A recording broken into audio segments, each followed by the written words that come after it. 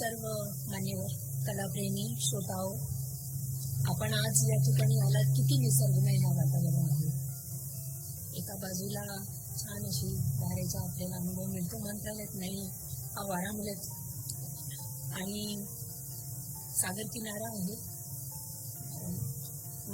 आंतरराष्ट्रीय महिला दिवसच्या तो पूर्व संध्याही आहे आणि योगायोगाने माझे सर्व सहकारी आज माझ्या बरोबर आहे. परंतु ज्या ठिकाणी आम्ही बसलो आहे ते मात्र वेगळं आहे.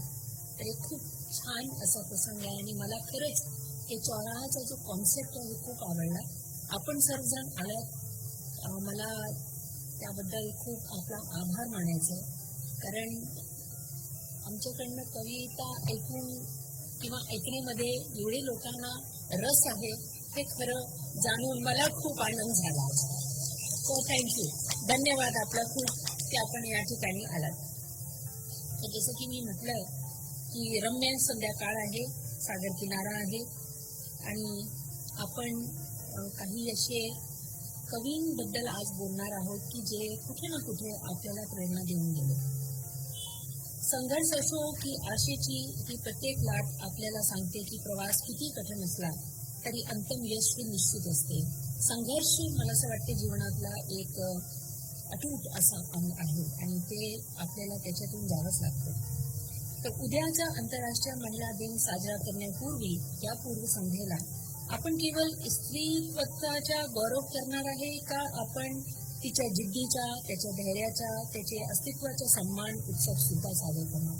आपण आज या ठिकाणी फोकस कशावर करतो आहे? फक्त संघर्षवर का त्याची जिद्दी, त्याचा उत्साह, त्याची एक शोध, प्रवास, त्याची हिंमती, या सर्व गोष्टीकडे पण आपण आज विचार करणार आहोत. मला असं वाटतं या सर्व गोष्टीवरती आपण आज थोडंसं काही क्षण विचार केले पाहिजे. आज जी मी कविता या ठिकाणी बोलणार आहे, ॲक्च्युली लहानपणी मी कविता लिहायचो. ती पुस्तक आजही माझ्याकडे आहे कुठेतरी, पण मला असं वाटलं की ते शोधून त्यावर इतक्या वर्षाने बोलण्यापेक्षा आपण थोडंसं अशा एका कवितेबद्दल बोलला पाहिजे की ज्यांनी खूप लोकांच्या जीवनाला स्पर्श केला असेल. तर आज ज्यांची कविता मी याची आणि त्यांची खूप वेल नोन कविता आहे, ते आहे अमृता प्रीतम. पंजाबचेच आहे आणि लिहिण्याने जसं असं सांगितलं की कधी कधी मराठी बोलता बोलता मी पंजाबीचे शब्द पण वापरते. तर मला असं वाटलं, त्यांनी मला विचारलं तुम्ही कोणती कविता बोलणार आहे. साहजिकच पहिला नाव आपल्या मनात येतो की मराठी ची एखादी कविता आपण इथे बोलूया, पण थोडंसं हा मंच जरा वेगळा असल्या कारणाने मला असं वाटलं की मी थोडंसं एक लिबर्टी घेऊ शकते अमृता प्रीतमच्या बाबतीत बोलायला.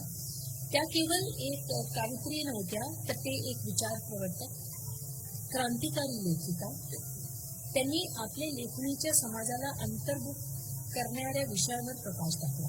खूप बोल्ड अशी लेडी होती आणि त्यांनी कुठल्याही लक्ष्मण रेखाच्या आपल्या जीवनामध्ये ते ज्याला म्हणतो ना, त्यांनी त्याला स्वतःला बांधून नाही घेतला. खूप ओपन माइंडेड होत्या आणि ॲक्च्युली त्यांची छाप आजही पंजाबी साहित्यामध्ये आपल्याला पाहायला मिळतं. आणि मला असं वाटते की त्या पंजाबच्या पहिल्या अशा प्रख्यात कवयित्रीपैकी एक होत्या ज्यांनी प्रेम, वेदना, विस्थापन आणि स्त्री अस्मितेच्या प्रश्नावर लेखन केले आहे. त्यांची कविता आज अख्खा Waris Shah, she is actually talking about Waris Shah, so I can see that some of you know. ती एक केवळ कविता नव्हती, ते एक आतकलकलीची हाक आहे. फाळणीच्या वेदनांनी विंद झालेल्या पंजाबच्या मातीतून त्यांनी वारिस शाह यांना पुकारले आणि त्या कलातील स्त्रियांच्या दुःखाला आपल्या शब्दामधून आवाज दिला. त्यांच्या लेखणीतील प्रत्येक ओळ समाजातली वेदना, अन्याय आणि विस्थापनाचा प्रतिबिंब होते. त्यांचे साहित्य हे केवळ भावना नव्हते, एक आंदोलनही होते. पिंजर, आपल्याला आठवत असेल, पिंजर या त्यांच्या कादंबरीने स्त्रियांच्या वेदनांना वाचा फोडली. इतिहास आणि पुरुषप्रधान व्यवस्थापनेच्या ज्याच्यातून स्त्रियांची स्थिती दाखवली. पिंजर मूवी पाहिली असेल आपण, आजही ते जर आपल्याला पाहायला मिळाली तर खरोखर मला असं वाटते की खूपच इमोशनल आणि टचिंग अशी एक चित्रपट आहे. त्यांच्या लेखणीतील केवळ साहित्यिक सौंदर्य नव्हता, तर अन्याय विरुद्धचा आवाजही होता. आज या किनाऱ्याच्या उधाणलेल्या गाटा आपल्याला सांगतात की प्रत्येक संघर्षाला शेवटी विजय असतो. साहित्य हा केवळ कला प्रकार नाही, तो एक विचार आहे, एक चळवळ आहे आणि स्त्रियांचा आवाज आहे. या अथांग समुद्रासारख्या आहे, तो दडपता येत नाही. स्त्रियांची आवाज दाबून ठेवता येत नाही. ते कुठेही असो, कुठल्याही प्रकारचे जीवन जगत असो, त्यांची शेवटी त्यांना जो म्हणायचं आहे तो कुठे ना कुठे बाहेर येतो. तर या विचाराचे मी अमृता कीर्तन यांची अजरामर कविता आज अख्खा वारशांना सादर करत आहे. आता कदाचित थोडस सर्वांना याचे जे ऍक्च्युली विचार आहे ते नाही लक्षात येणार, पण हे गुगल बाबा आहे, त्याला काही विचारला तो लगेच आपल्याला सांगतो. तर जर कोणाला पंजाबी मधले शब्द नाही लक्षात आले तर आपण जर याच्यावर उघडला, जसं मी वाचत आहे, आपल्याला त्याचबरोबर त्याचं ट्रान्सलेशन होईल. सो कविताचं नाव आहे वारिस शाह नूर. She is actually calling out to Waris Shah. अज अखा वारिस शाह नूर, किथे कबरां विचों बोल ते अज किताबे इश्क दा, कोई अगला वर्का फोल, एक रोई सी धी पंजाब दी, धी इज डॉटर. एक रोई सी धी पंजाब दी means one daughter of Punjab उस टाइम. एक रोई सी पंजाब, एक रोई सी धी पंजाब दी, तू लिख लिख मारे रैन, अज लखां दियां रोंदियां तैनू वारिस शाह नूं कहन. उठ दर्दमंदा दे दर्दियां, उठ तक अपना पंजाब, अज वेले लाशां बिछियां तू लहू दी भरी Chenab. Chenab is the river Chenab. So she's talking about आज कैसा there are so many people who are dying and filling up the Chenab river. किसी ने पंजा पानियां विच दिती जहर रला, ते उन्ना पानियां तरत तू दिता पानी ला. इस जरखेज जमीन दे लूलू फुटियां जहर, गिट गिट चढ़ियां लानियां ते फुट फुट चढ़ियां कहर.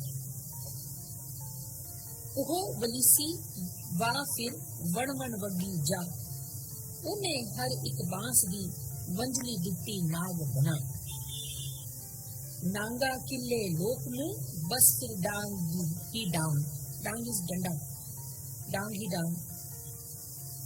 पल्लो पल्ली पंजाब दे नीले पै गए अंग, गलियों टूटे गीत फिर कृतला टूटी तन.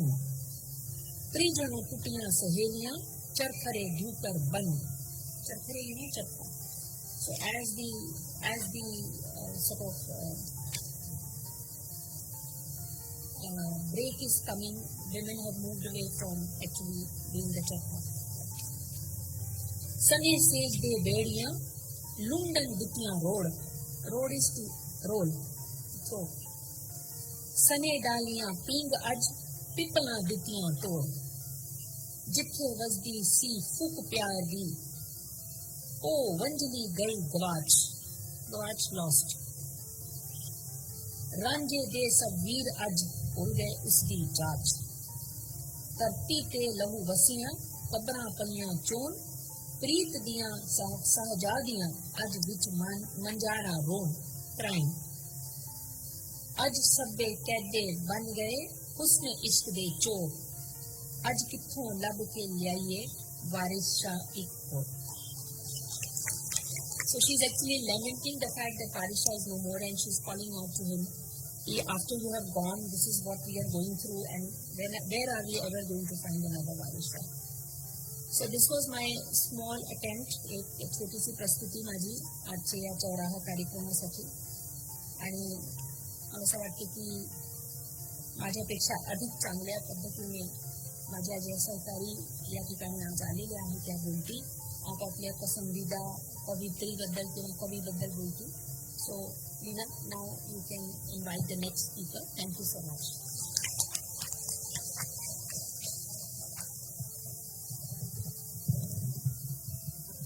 ज्यांना लिहिण्याबद्दल माहिती नाही तुम्हाला असं वाटेल की काय माहिती आम्ही मंत्रालयामध्ये याचे काय हाल करतो.